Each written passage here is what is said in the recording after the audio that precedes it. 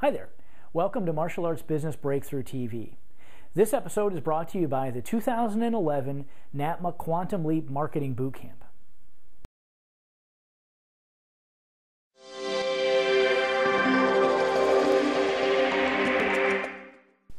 On today's episode, first up will be NAPA CEO Stephen Oliver, who will discuss a very important area of your martial arts school, internal congruence. How absolutely everything that happens inside your martial arts school counts in the new customer experience, the new student experience, as well as existing students. Very important topic, something we all really need to be thinking about every day in our businesses. Then we'll answer a martial arts school operator's burning question. Then we'll talk about a free, almost no-cost marketing activity that you can do in your martial arts school that is proven successful in the U.S. already, and we're getting a lot of schools all over the country involved in this, and even in a few other countries, that will, number one, dig deep roots in the community, help serve young people, help defeat childhood obesity, and also help troops in Iraq and Afghanistan. This is a really great promotion. You're not going to want to miss it. And I even have a free gift just for watching today's episode. Stay tuned.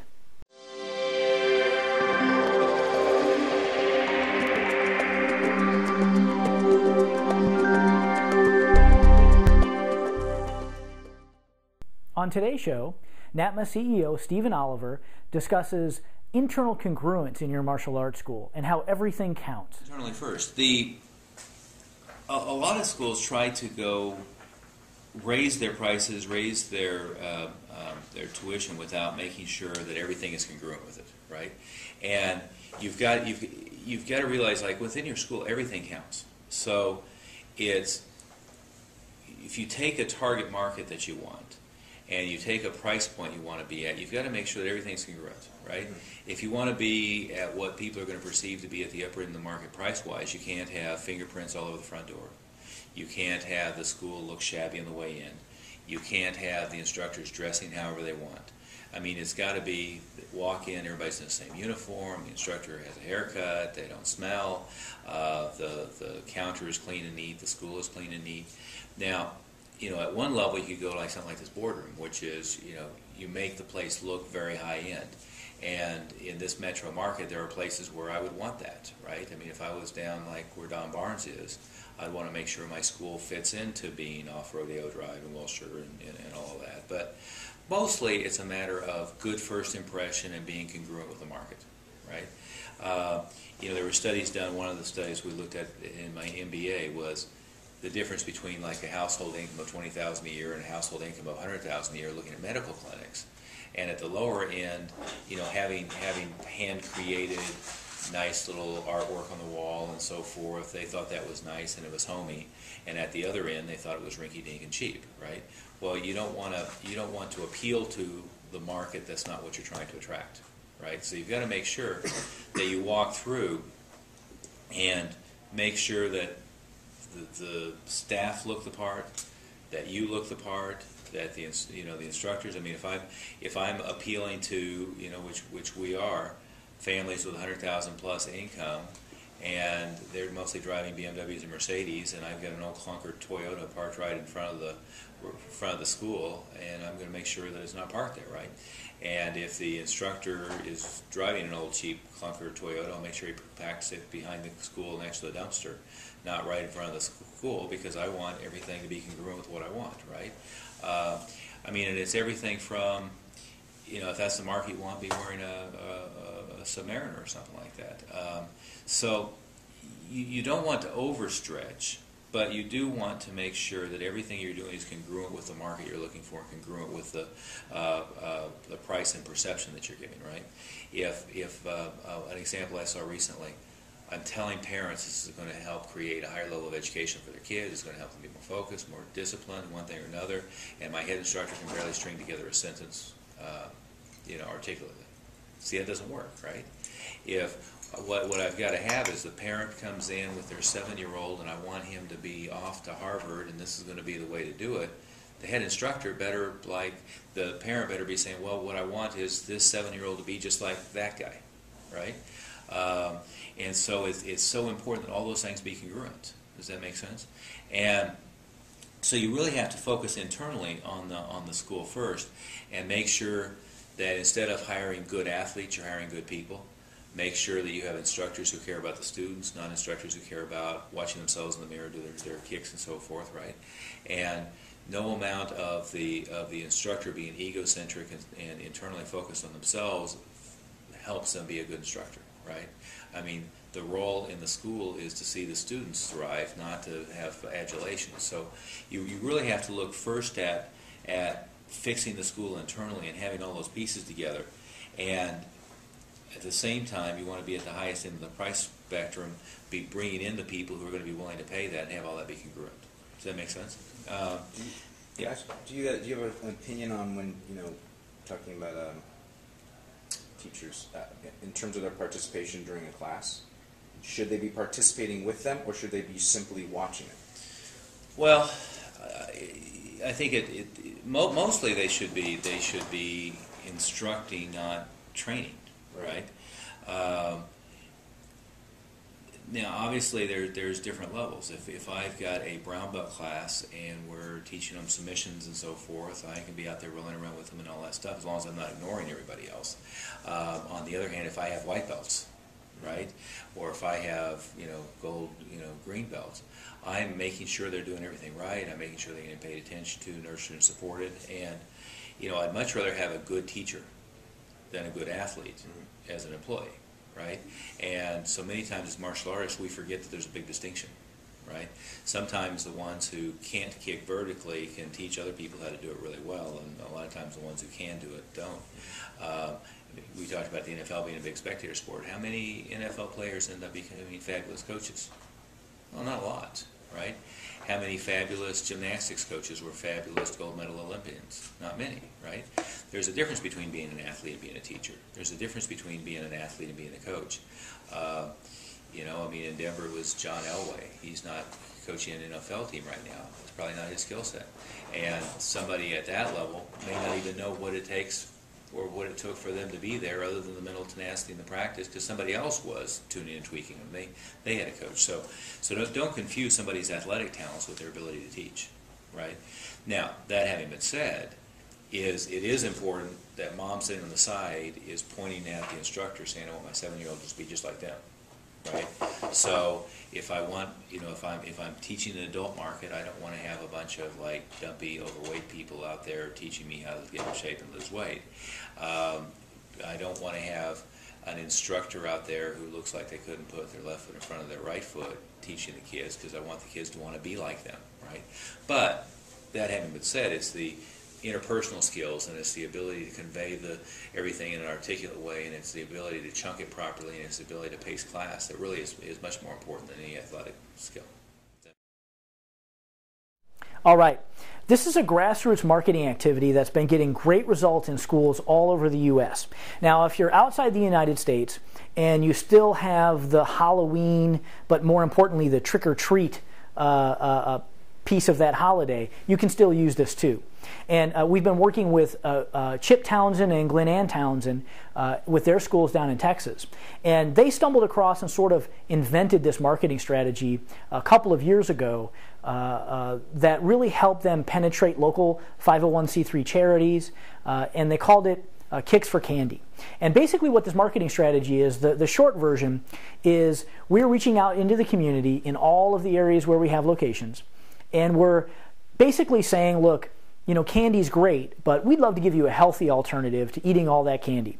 And for every pound of candy you bring in and donate to the troops in Iraq and Afghanistan in our martial arts schools, we'll return with a free week of karate lessons, of martial arts lessons.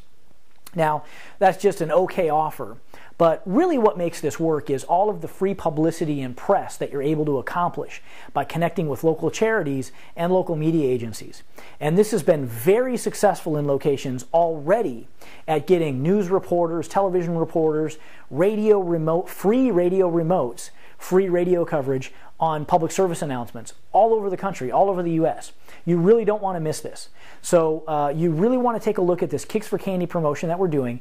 I'll give you all of the details absolutely free, no commitment or obligation to do absolutely anything. This is really an A to Z plan that one of our very successful members has been using in their schools that they wanted to share with the industry, and we're here to help them with that. So simply click on one of the banners on the side over here and check out the Kicks for Candy promotion. Yours absolutely free, and I'm absolutely certain that this is going to help generate a flood of free media and publicity for your school, which certainly is useful in difficult economic times. It's media attention that literally we couldn't afford to buy, right? So I hope this is useful for you. Take a look.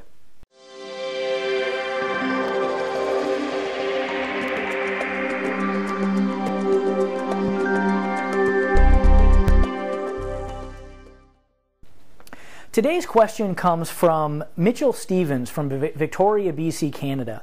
And he asks a really broad question.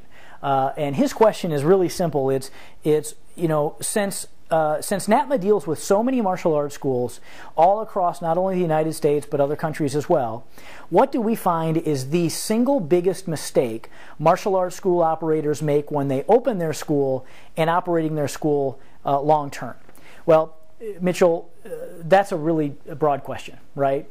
And I'll tell you what I believe the answer to that is a broad answer as well. And I think the fundamental biggest mistake school owners make. Now, we make a lot of mistakes as school owners, right?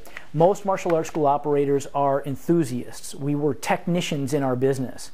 And we, at some point, have what Michael Gerber in the E-Myth calls the entrepreneurial seizure, and decide that we now want to own a business, teaching what we do, doing what we do, teaching what we teach, and having really no business skills to be able to accomplish that goal.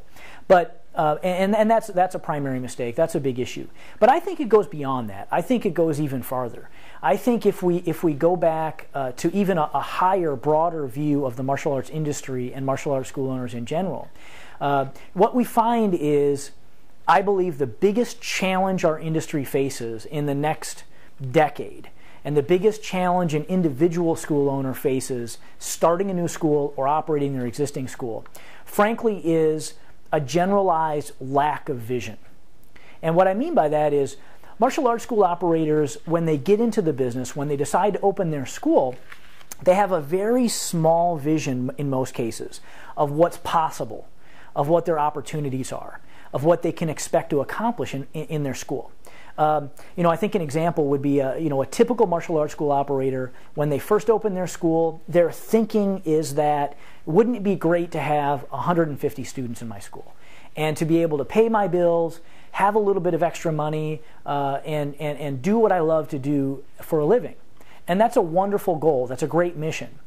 But I think that that's a self-limiting vision, right? I think that Brian Tracy and Zig Ziglar, Anthony Robbins, they all have a similar quote. And the greatest tragedy in American society, and especially with entrepreneurs, isn't that we set our goals too high and miss them, but it's that we set our goals too low and accomplish them. And I think that there's a much bigger vision. Our industry needs a bigger vision right now. We need to have people in our industry, school owners and facilitators, who have a broader vision of what's possible in the martial arts. Sylvan Learning Center and Kumon and Huntington Learning Center and Math Monkey and KinderCare and La Petite Academy. Places like this, Montessori schools. All of these other businesses, these other business categories, who are very similar to the martial arts industry in general. We serve families, we serve children in many cases, we're educational facilities where people are coming to better themselves. They have figured out that they can have hundreds of locations across the U.S. Sylvan Learning Center has like 1,100 locations in the U.S. alone. Math Monkey, I think, is up to 400 locations. So, Mitchell, I think if we take a 40,000-foot look in the air, a 40,000-foot in the air look at what the fundamental biggest mistake is that martial arts school operators make, I believe it's that they have too narrow of a vision, too small of a vision to really accomplish something grand. And I believe we all have the opportunity to really accomplish something great in this industry. We have in my personal opinion, the best product on the face of the earth. Our product saves people's lives and it changes people's lives for the better every day. But I think a school owner has to have an expansive vision to see that articulated at its highest level. So Mitchell, I thank you for the question. I hope my answer was useful to you. And the great news is we all have that opportunity. The martial arts industry has can have an enormous impact in the world. I think we all need to think a little bigger. I think we need to have a bigger vision of what we can accomplish in our school. And I think that will define the steps we take to get there.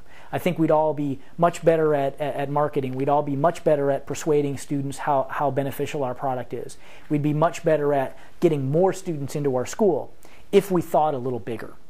So thank you so much, Mitchell, for asking your question. Now, as a free gift for us using your question on this TV show, we're going to give you a free program. And Mitchell, I know a little bit about you and your school, and I know that you're just starting to have staff members in your school help you with the day-to-day operations. So I'm going to send you the free NAPA Staff Development Program. It's a $499 program, and I'm going to send that to you absolutely free, just for you asking your question. And if you'd like to have your question answered in this forum, simply leave your comment below, ask your questions there, leave me any feedback that you have, especially questions you'd like to see answered on air. And if we use your question, I'll send you a free gift too. Thanks, Mitchell, for the question. Speak to you soon.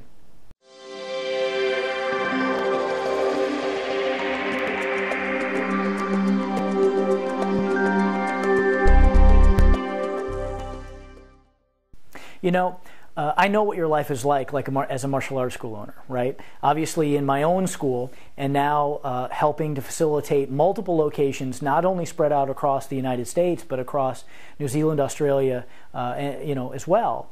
One of my daily frustrations, one of my biggest challenges as a martial arts manager, managing martial arts instructors, is making sure that the classroom stays fresh and exciting.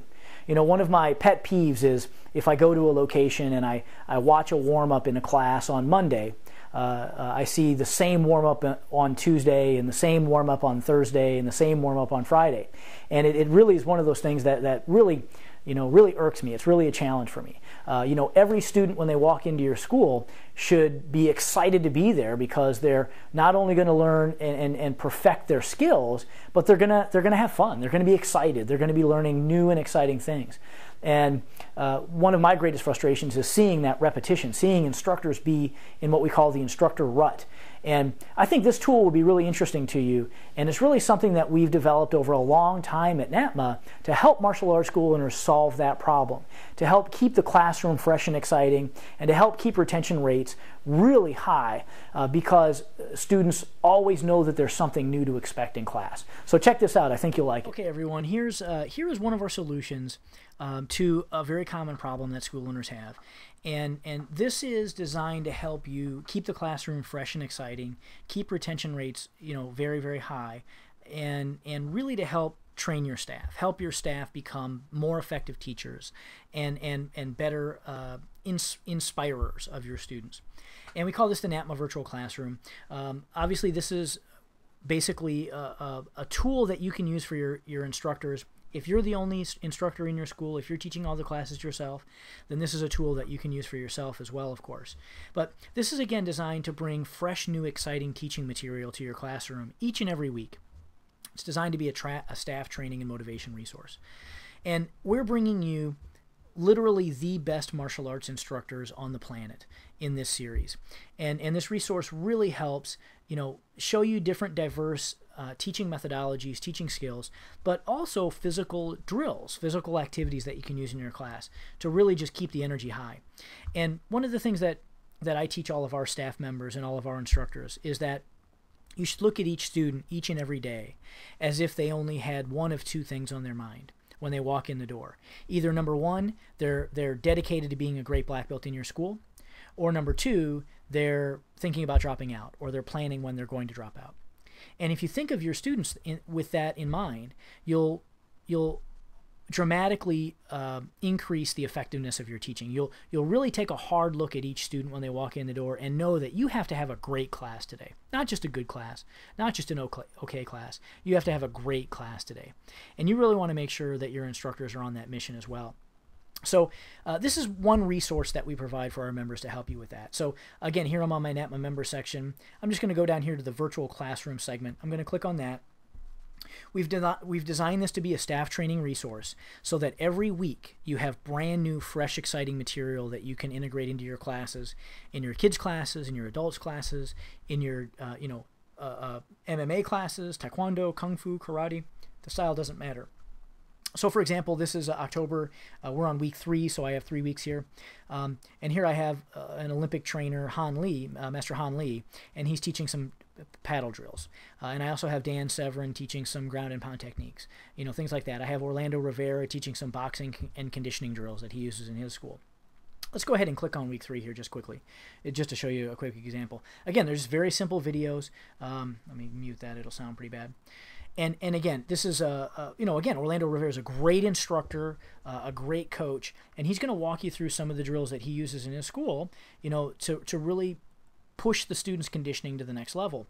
And again, you'll see that he's using some kind of creative devices here. This is a training ladder where he's doing some footwork training and some speed training and some endurance training, and it's a breeding ground of creativity for your staff members. I've been in a teaching rut before. I'm sure that you have too, and it's very frustrating, and it really does not serve the student at the highest level. You really have to have that creativity and energy and juice flowing in your classroom, every class. And this is just a great resource to help you do that. We've learned that if we just stick our staff members in front of these videos every Monday morning, and they take notes and they write down all the drills on a sheet of paper, and they just keep that handy, they'll use those in their classes. And that means every week the students, when they're coming into classes, know that they're going to have cool, fun, new stuff that they get to use, that they get to learn, and we structure it all so it's complementary to the curriculum that we're teaching. So this is a great resource for you. I really hope you enjoy it. I really hope you get a lot of value from it. Now, at the beginning of the show, I promised you a free gift just for watching our Martial Arts Business Breakthrough television show today. And this really is a special gift. As you know, one of the primary skills you must possess to be an outrageously successful martial arts school operator is marketing skills. You have to be able to acquire new students. You have to have the skills of bringing people into your school. And we have this month a very special interview with one of the highest paid marketing consultants in the world, Mr. Jay Abraham. And as a free gift for watching our show today, I'll give you access to that teleconference absolutely free. And this is a fantastic interview with a highly influential marketing expert. And there are, in that teleconference, in that recording, there are about 15 great ideas that you can use in your school right now to help revolutionize your business. So as a free gift for watching, you all get access to that. There's a banner on the side over here. Click on that and you'll be able to get that free resource. Thanks so much for watching. I'd also like to ask you for a personal favor. Our mission at NAPA is really to help elevate the level of professionalism in the martial arts industry. And we have a long way to go. There have been lots of positive movement, lots of positive changes in the martial arts industry in the last 10 years. But I think the next 10 years are going to be really exciting. Even though we're in the middle of a very difficult economy, there are still schools all over the nation and in fact all over the world who are having record results this month, this year. And we're really excited about the direction we're heading in the future for martial arts school operators. So I'd like to ask you for a favor. I'd like to ask you to share this video with any school owners, members of your associations, affiliates that you have that might be able to benefit. Simply click the share button below, put it up on your Facebook page, share it with your Twitter followers, whatever that may be. We'd really appreciate that, and it would really help us spread the word and spread these fundamental skills to take their business to the next level as well, and really help rise the industry from perhaps the ashes of a difficult economy. So thanks so much for your help. We really appreciate that.